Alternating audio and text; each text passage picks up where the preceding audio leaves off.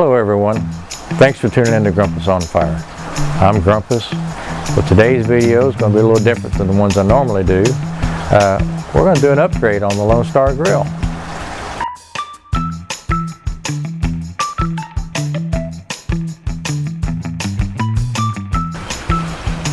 One of the issues I've had with my pit ever since I've gotten it is when I was having it built and I was going through all the accessories and upgrades available, I didn't think about this open shelf here in the front. One of the main reasons I liked the Lone Star Grill was it was square box on the vertical and I could slide my shelves open. But the problem is, when you pour your meat out, nice convenient way to reach it, all those drippings go through the grate, through this shelf, and onto the ground, the deck, or your tennis shoes.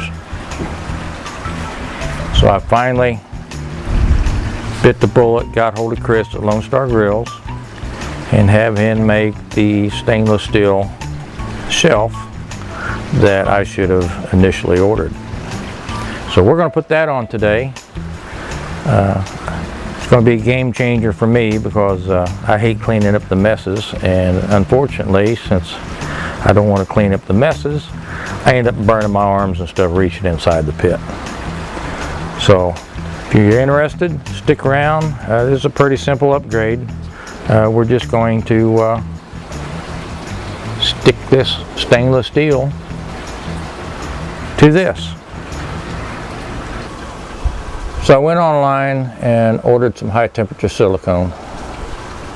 It's supposed to be good up to 500 degrees direct contact. So all we're going to do is use that to stick this stainless steel down. The issue is we just got to make sure we get this metal really clean. Now, I've been over a year now splashing grease and oil all over it, so I've got to get that cleaned up. Alright, so the first thing we want to do is get this cleaned off. All the dust. I got some denatured alcohol here. Get a paper towel. Clean all the grit off of this so we know we're working with something clean from the very beginning. I'm only worried about really right where I'm going to sand. So I ordered this shelf about 1/4 inch wide. So that should give me an 1/8 of an inch gap on each end. And I'm going to force silicone up on the sides also once this is in place. So I'll be sure to get good adhesion on the sides as well as the tops. And I've got some 60 grit paper. We're just going to go around the edge, rough that up a little bit. Come out here about 8 inches, or I'm sorry, about 10 inches. Let's just do that from the very beginning.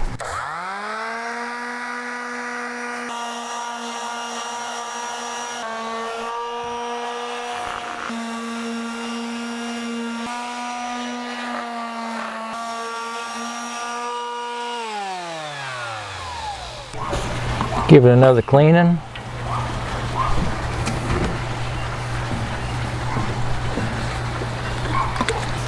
This is perfectly clean, as clean as we can possibly get it. Alright, there we are. I'm going to call that a job. Let's set this off to the side. We've got everything all roughed up, so to speak. Let's get this out of the way. Alright, we want to do the same thing on the existing shelf. This is what we're going to be sticking to, so we've got to make sure this is perfectly clean. I guess we need to check a bit on that paint. I don't know what the alcohol is going to do to the paint. Do a test spot. Well, it's going to take a little paint off, so that's good. We'll get all the grease off. You just don't want to rub too hard and take all the paint off. Get the sides real good. We got 16 months of grease built up here. So let's make sure we get it all off. Seems to be doing a pretty good job getting any built up oils, greases off of it. Just get that surface layer of paint off. So what I'm going to do now is we want to rough this paint up just like we roughed up the shelf. I don't want to go through the paint, but I do want to put a little tooth to it. So we're going to have to be very ginger with this sandpaper. It's a 60 grit. One of the reasons I did the get down here, you can see me.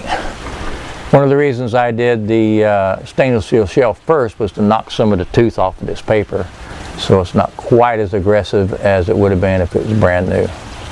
So let's go ahead and knock this down real quick. I'm going to leave the shelf down so I don't have to worry about bumping into the horizontal part of the pit.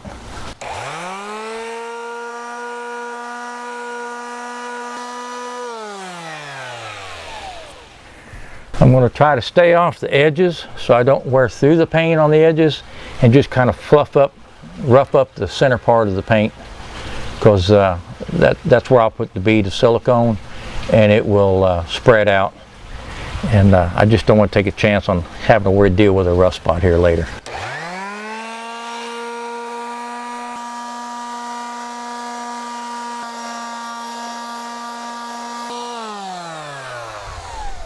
Alright, let me show you what we're doing. I don't know if it'll show up on camera or not. There we go. We're just trying to dull the surface. See right there, we haven't hit this spot here yet. Still kind of shiny. We're just trying to dull the surface enough to give it some tooth to hold that caulk.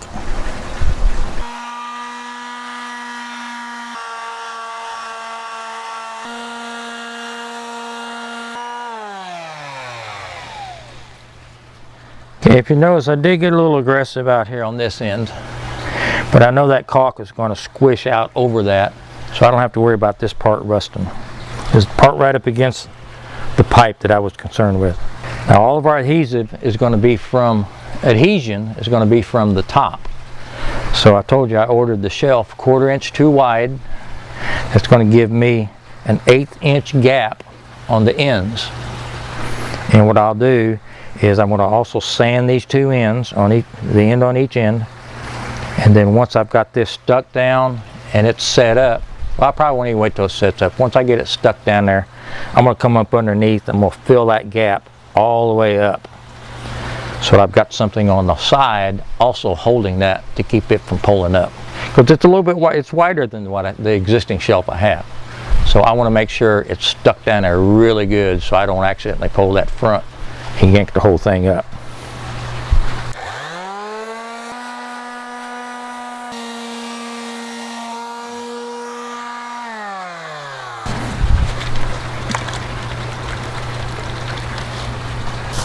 Make sure we got all the paint, powder, everything cleaned up. Alright, all of our paint looks good and dull. I feel pretty confident that we're clean. And one other tip I want to show you. I'll be right back. Alright, so we're almost ready to stick this dude. When we use the silicone and we push this shelf down on it, we're going to have some squish out. Squish out over here is fine, on the ends is fine, but we don't want it to stick to our cylinder here. So what I'm going to do is I'm going to attempt to put some wax paper right in here between this part and this part. I think I'll use this door to try to hold everything in place.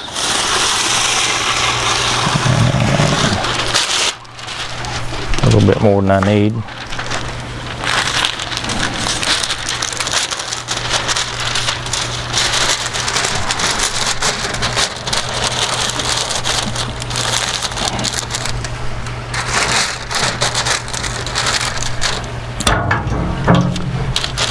Maybe that'll help hold it.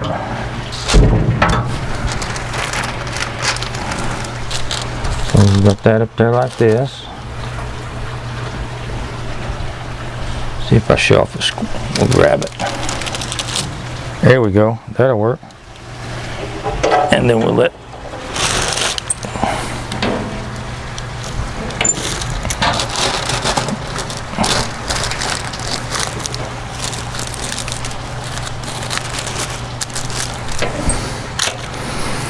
Alright, that takes care of that part. Let's get another little piece down here. I'm kind of working in the sun and in the shadow at the same time. I hope y'all can see this. I really hope y'all can see it, because I can't redo this. Ain't gonna be no do-overs if this video don't work. We can get this door to hold some of it.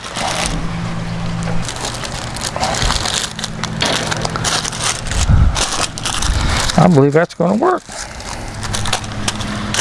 I'm going to protect that. Keep it down as smooth as we can. And let's see what happens here.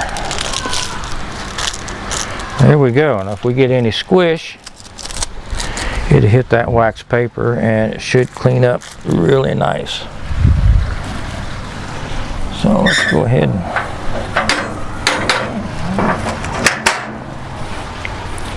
get everything snapped into place. There we go.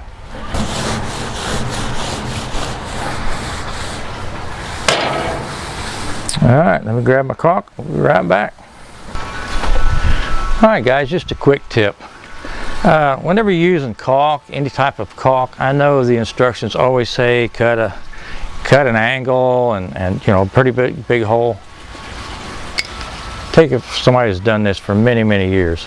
You want the smallest hole you can get. You can always come back and double squeeze it. If you cut it off straight, you can kind of push the bead a little bit. Whereas if you cut it at an angle, you're pretty much forced to pull the bead. If you're in a corner and you want to push the bead, the outside edge of this tube, well, it's just like laying your finger down there. It will automatically smooth it as you go. So try that. If you don't like it, you can always come back and put a big old fat hole in there if that's what you want. But we're going to do it this way, and I'm going to try to get as much coverage as I want, because I really don't care about the squeeze out. I want to make sure I'm stuck. I got one shot at this. If it doesn't work, then I've got a mess on my hands to clean up before I can start over again. So anyway, here we go. I want to make sure when this squishes down, I get full coverage on this whole 1-inch material. And this silicone only has about a 12-month shelf life. Pretty much any silicone. So once you open that tube up, use what you need, because there's no point saving it. It'll be hard next time you try to grab it.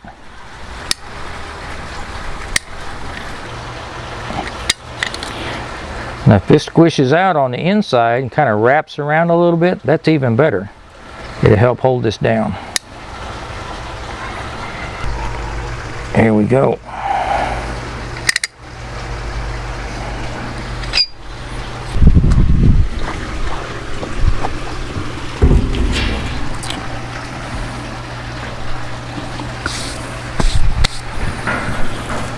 Alright, I'm going to try my best not to slide this into place. So we're going to come in at an angle. I'll let that backside touch, and I'll gently let it set down and maybe push it just a little bit, but it seems to be pretty flat. I put a straight edge on the existing shelf. It seemed to be pretty flat, so I don't think we're going to have to worry about it bouncing or anything like that. So like I said, we've got an 1/8 inch on each end, so I'll be doing that by feel. And here we go. I went ahead and took the protective coating off of the shelf, the new shelf. You know, that film was so tight on there, I was afraid I would pull this thing up off of this silicone tomorrow, just trying to get that off. So we can deal with the fingerprints. So here we go.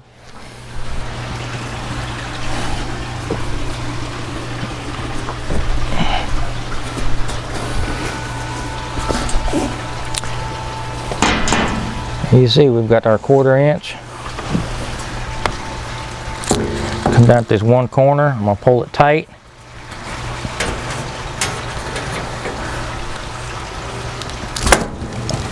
There we go. Let it just set down. Pull it out about 1/8 of an inch. That's what we've got on each end. I can tell by feeling it. And I'm going to set some weight on this back side just to make sure that we're pushed down. I'm going to look up underneath. Looks like everything's squished real nice. And just put a piece of wood right here. There we go. Alright guys, I moved the camera up underneath. I've tried to put a charcoal bag here to block the sun so we can see. Underneath, here's the side right here I was telling you. We'll probably squeeze out, which is what I want. That will really help hold that into place. I know I got total coverage now, and I know I'm flat all the way against it. The other thing I want to point out, remember I told you about that 1/4 inch extra? Left me about 1/8 to 3/16 gap on the end. What I'm going to do is come in here. Let's see if I can get this around the camera. I'm going to poke this in here, and I'm going to fill that whole gap.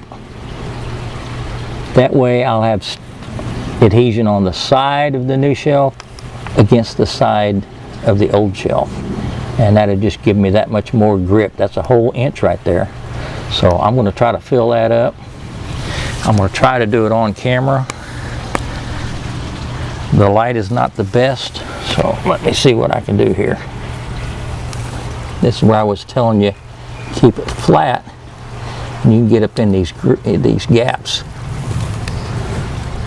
So I'm trying to balance a caulk gun, a camera, and bifocals. So we're just going to run this. See how I said we're filling it up from the top down.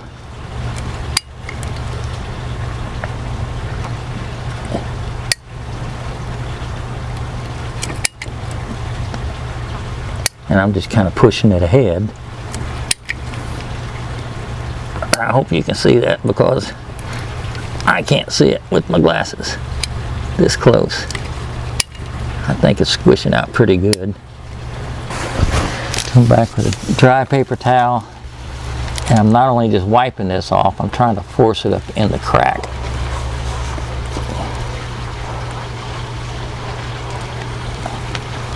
I don't know if you're seeing that or not. Dry paper towel's all you need. Come up here on the outer edge. Wipe that off. And there we go. Alright, I'm going to go down and do the other end.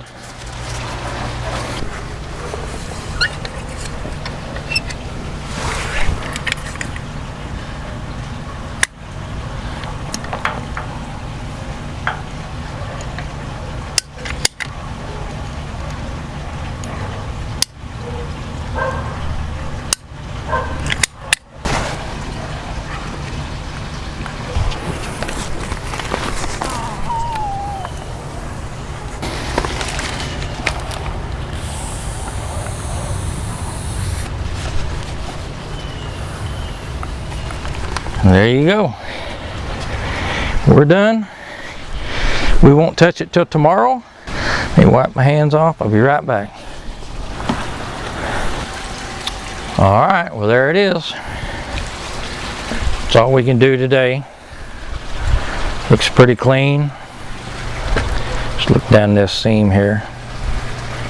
Pretty clean along there. I see just a little bit of squish. Not too bad. Looks like we got a little bit more. See if I can get, there we go, so block the sun. We got a little bit of beading up in the back, a little squish out, which is fine. Once this sets up, it takes about 24 hours for the silicone to set up good. Once it sets up, we'll lower the shelf. That wax paper should just pop right off of it. And then we can trim that up real easy with a razor blade. It feels feels like we're stuck pretty good. So that's all we can do today. We'll probably come out here Tuesday, and before I pull the weight off of it, 48 hours setup, that's not going to hurt it. It'd be better for it, really. Well, here we are a week later, after a few days of rain this week, and we also had a cold snap. The sun's out shining bright today. I'm hoping that all this water and sun hasn't affected this wax paper and going to cause me any issues. But I went ahead and decided a couple of days ago to go ahead and get some carriage bolts, something nice and smooth, and I fastened those on the ends of the shelf just as a safety precaution in case I got overzealous someday and yanked this shelf up. I didn't want it to come unglued. I was about 95% sure what we did was fine, but you know, that other 5%'s been bugging me for several days, so we decided to just go ahead and put some screws in it and not look back. So anyway, let's get this weight off here and lower it down, and we're going to see if we can get that wax paper off and see if we've got any trimming to do on this silicone, and we'll finish this little job up.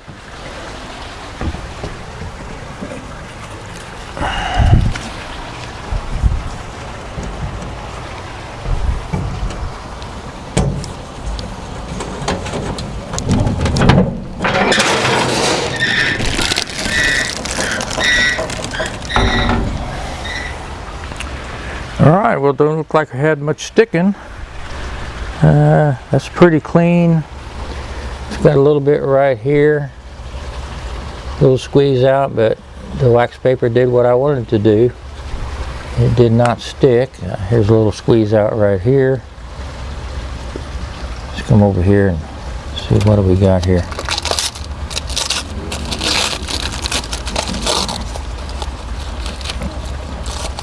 There we go. It's not too bad if that's the only spot. There we go. Well, let me get a razor blade and we'll see if we can trim that up.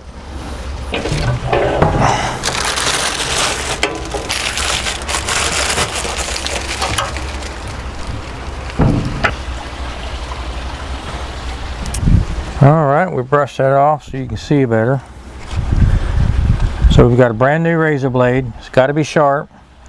And basically what we're going to try to do is shear that silicone here on this edge. So we're going to come across here, see if I can get it where you can see it.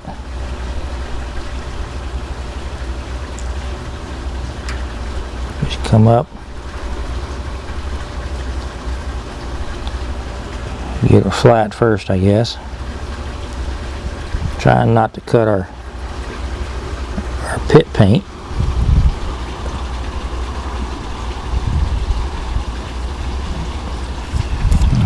Now we're going to come down, we're going to run our blade towards that and shear it off.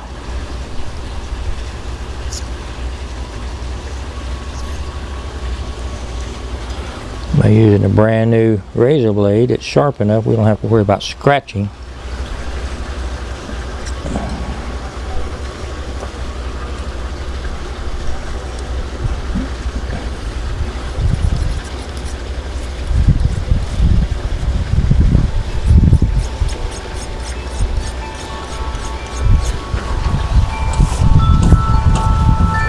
There we go.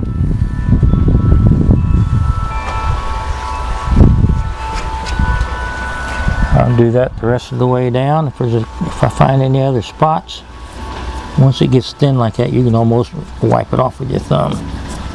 All right, let me get a cleaner. We'll pop this table back up, give it one final clean, and then this job will be done.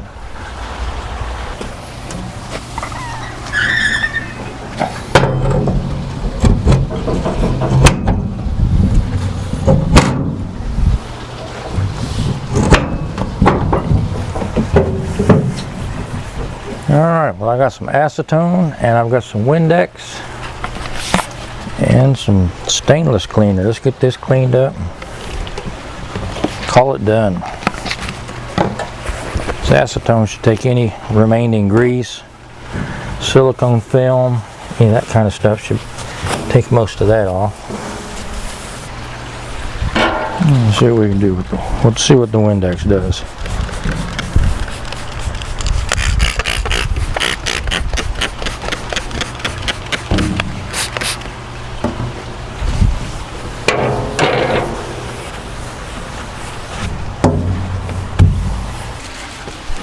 Well, let's really get fancy. Put a little stainless steel shine on it.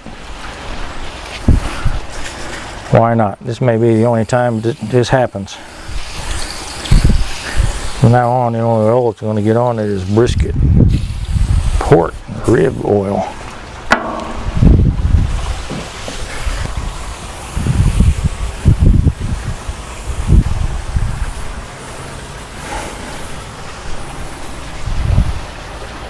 Well, there you go.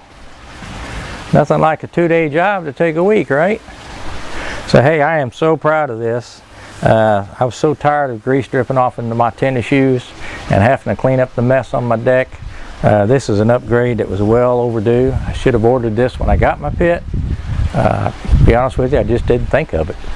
But anyway, hey, if you all want to do something like this and you call it Lone Star Grill, I ordered this extra wide. Comes with a price, but he can make what you need. I didn't need it this wide. This is probably a little overkill, but heck, why not? I'm only going to do it once.